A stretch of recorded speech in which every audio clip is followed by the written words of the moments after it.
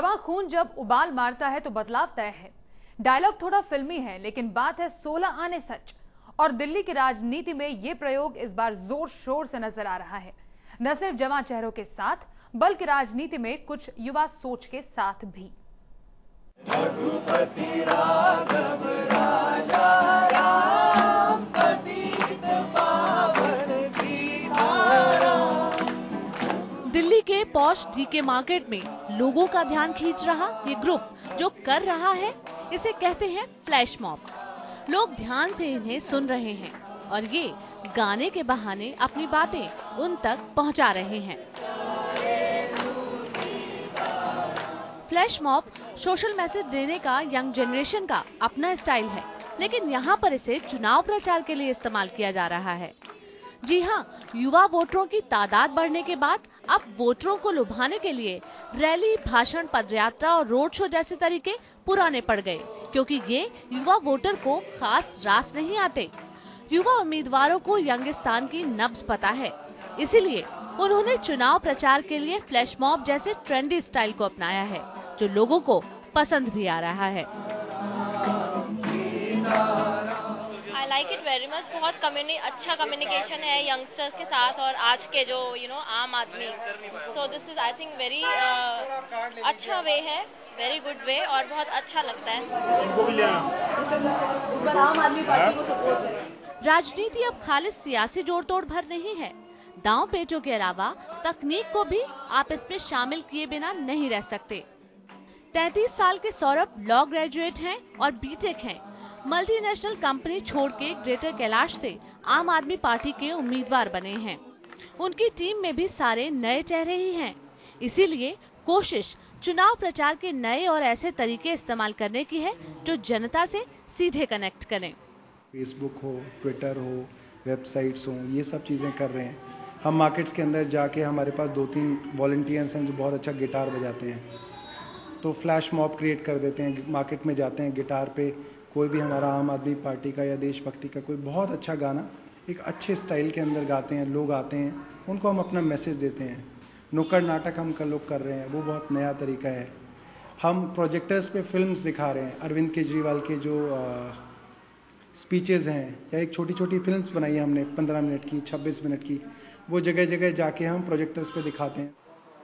Mobile, internet और social networking site राजनीति में अब इनका जमकर इस्तेमाल हो रहा है, लेकिन फिर भी ये युवा जानते हैं कि जनता से सीधी बात भी उतनी ही अहम है। पर्सनल मानना ये भी है कि सोशल मीडिया का चाहे 5 साल में रेलेवेंस बढ़ा हो, पर social media is not a substitute and can not be a substitute to one to one politics.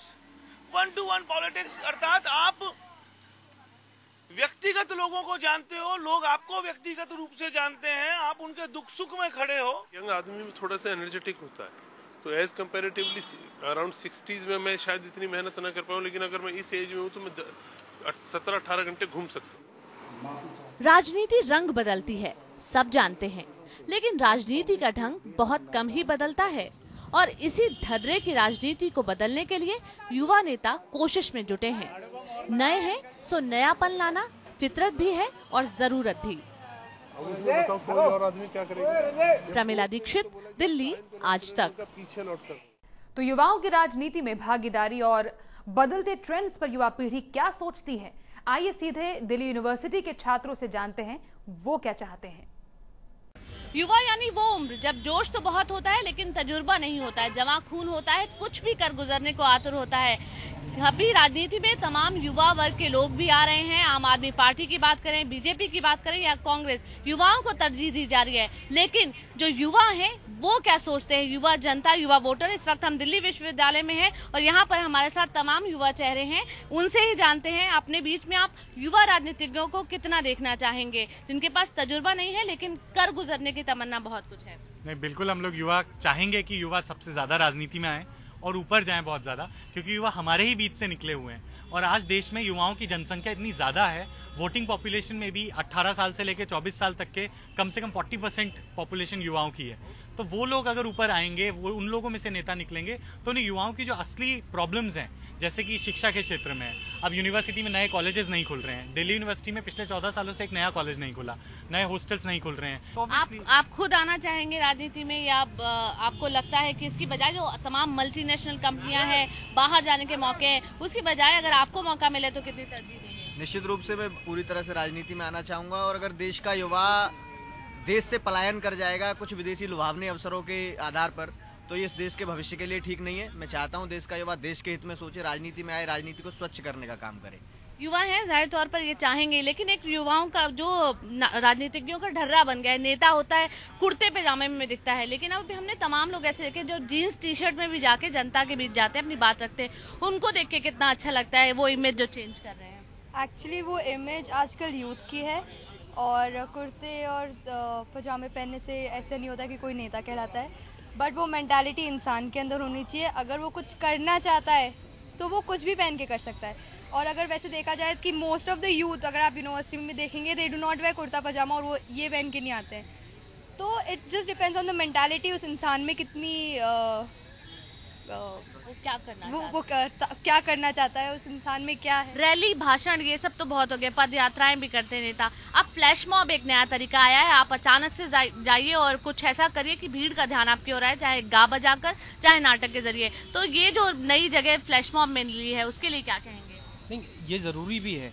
अगर पुराने नेता लोग एक ही ढर्रे पे चलते रहेंगे, आंदोलन करो, प्रदर्शन करो, वो चीज़ ज़रूरी है, पर आपको जनता के बीच में उनकी राय भी पूछनी पड़ेगी, उनके सवाल भी लेने पड़ेंगे।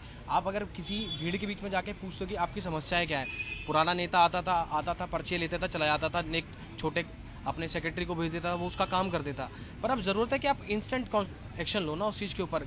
लोग चाहते हैं कि अगर हमारी आज समस्या है तो आज सुना जाए, वो नहीं चाहते कि एक महीने बाद उसके ऊपर कोई जवाब आएगा तो कोई जवाब देगा, वो लोग नहीं चाहते, उस लोग से ऊब गए हैं। हर कोई चाहता है कि हमें आज एक्शन हुआ है तो आज के दिन रिजल्ट मिल जाए, आज नहीं तो कुछ दिन बाद में मिल जाए, पर रिजल्ट मिले। लेकिन युवा नेता जब हम बात करते हैं तो आपके सामने कौन सा चेहरा आता है? आपको मतलब किस उम्र का युवा लगे? क्योंकि आजकल बहुत बड़े भी होते हैं और युवा ही कहलाते हैं, तो क्या एज ग्रुप आपको लगता है युवा का? ये मतलब नहीं है कि आप उम्र जो होती है वो 18 से 40-45 साल बोला जाता है, पर एक युवा एक सोच भी है, युवा एक जीने का तरीका भी है। ये जरूरी नहीं है कि युवा की एक उम्र होती है। आप उस सोच के अंदर रखिए कि हमें क्या चाहिए, हम युवा हैं, हमारे लिए डेवलपमेंट क्या होना चाहिए, हमारे नए तरीके मिलने चाहिए, हमें नई जॉब्स मिलनी चाहिए, हमारे लिए नया तकनीक आनी चाहिए। तो वो जरूरी है कि युवा एक सोच होनी चाहिए, जरूरी सोच युवा होनी चाहिए। लेकिन जो मुद्दों की जो बात है, आपको लगता है आपके मुद्दे कभी पीछे रह जाते हैं, या आपकी नजर में क्या मुद्दे हैं जिनको नेता तरजीह नहीं देते और आपको लगता है ये मुद्दे भी जरूर होने चाहिए? आज मुद्दा नई चीज़ों का है, मुद्दा लोगों की बेरोजगारी का है, स्टूडेंट्स को रोजगार मिले, स्टूडेंट्स को नौकरियां मिले, ये मुद्दा है। ये मुद्दा एक युवा ही सोच सकता है अच्छी तरह, क्योंकि युवाओं की परेशानियां युवा एक अच्छी तरह सोच सकता है। तो हम चाहते हैं कि देश में युवाओं की भागीदारी निभे। हम ये नहीं चाहते कि हमारे पुराने नेता जो हम बुजुर्ग हैं वो हटे, उनके एक्सपीरियंस के साथ युवाओं की नई सोच मिलेगी तो एक अच्छी दिशा की ओर देश जाएगा। लेकिन युवाओं के लिए जो दिल्ली विश्वविद्यालय है वो वेलकम कर रही है युवा राजनीति। यस, वेलकम है। आपका क्या कहना है? युवा अगर राजनीति में आते हैं और आपके जैसे लोग, तो आप लोग वेलकम कर रहे हैं? बिल्कुल करेंगे, क्यों नहीं करेंगे। वो हमारी सोच से बिलोंग करते हैं, हमारे जैसे वो भी, उनकी भी थिंकिंग है, उन्हें भी नए इनोवेशन चाहिए, हम बिल्कुल उनके साथ देंगे, उनका सहयोग करेंगे। तो कम से कम युवा वर्ग का ये मानना है, अगर युवा केवल शरीर से नहीं होता, वो सोच को वो सलाम करते हैं जो नए तरीके से सोचती है और राजनीति में किसी भी तरह का नया नवेलापन उसके लिए बिल्कुल तैयार है, उसके स्वागत के लिए बिल्कुल तैयार है। कैमरा पर्सन सुबोध सक्सेना के साथ प्रमिला दीक्षित, दिल्ली आज तक। बात केवल प्रचार के तरीकों तक ही सीमित नहीं है। युवा नेता खुद भी अपनी इमेज को किसी एक दायरे में बांधकर नहीं रखना चाहते। ये चाय की चुस्कियों पर चल रही दोस्तों की महफिल नहीं, खालिस राजनीतिक बैठक है जिसमें चुनावी रणनीति पर गंभीर चर्चा चल रही है। ब्लू डेनिम और टी शर्ट में दिख रहे ये हैं नकुल भारद्वाज। नकुल पिछले विधानसभा चुनावों में पटपड़गंज से बीजेपी उम्मीदवार रहे हैं। दिल्ली विश्वविद्यालय छात्र संघ के अध्यक्ष भी रह चुके हैं। नकुल का कहना है कि नेता होने का मतलब ये नहीं कि कुर्ता पैजामा आपकी यूनिफॉर्म है।